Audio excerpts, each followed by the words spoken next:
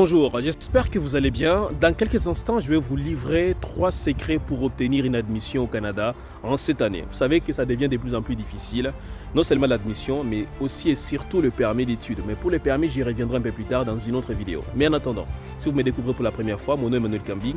Je suis conseiller d'orientation scolaire et professionnelle depuis plusieurs années en tant que membre de l'Ordre des conseillers et conseillères d'orientation du Québec. J'ai accompagné plusieurs personnes à réaliser leur projet de venir étudier au Canada. Maintenant, je voudrais dans cette vidéo vous partager ces 3 secrets qui vont vraiment vous éviter des erreurs que beaucoup de gens ont commises et qui leur ont coûté extrêmement cher. En fait, le premier secret, c'est de s'y prendre très tôt à l'avance, quasiment 6 mois à l'avance. Désormais, mes amis, au Canada, ça devient de plus en plus difficile avec les délais de traitement.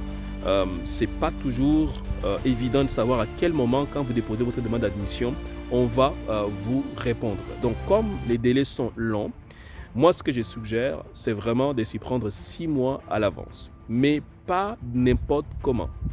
Vous devez absolument tenir compte des dates d'admission. Chaque établissement a ses propres dates de fin d'admission. Donc, vous devez aller sur les établissements d'enseignement ou en tout cas sur les sites qui gèrent les établissements d'enseignement pour voir quelles sont les dates limites d'admission afin de rentrer dans ces dates. Deuxième secret, ça c'est très important, écoutez-moi très bien.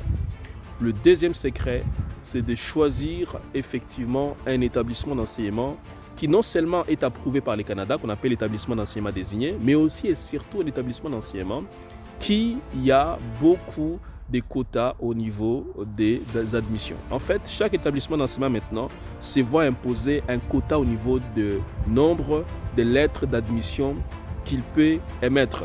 Et donc ça signifie que ce n'est pas parce que vous avez déposé une demande d'admission que vous allez être automatiquement accepté.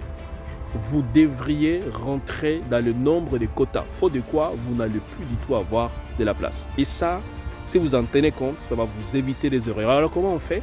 Vous pouvez écrire à l'établissement d'enseignement avant de déposer la demande d'admission pour demander est-ce qu'il y a encore de la place, est-ce qu'il y a encore des quotas. Par ailleurs, sur les sites internet de certains établissements d'enseignement, vous allez voir qu'on va vous dire qu'il n'y a plus de place, la session telle est déjà fermée, tel programme est déjà clôturé et ça va vous éviter de payer des frais inutilement qui ne seront pas remboursés.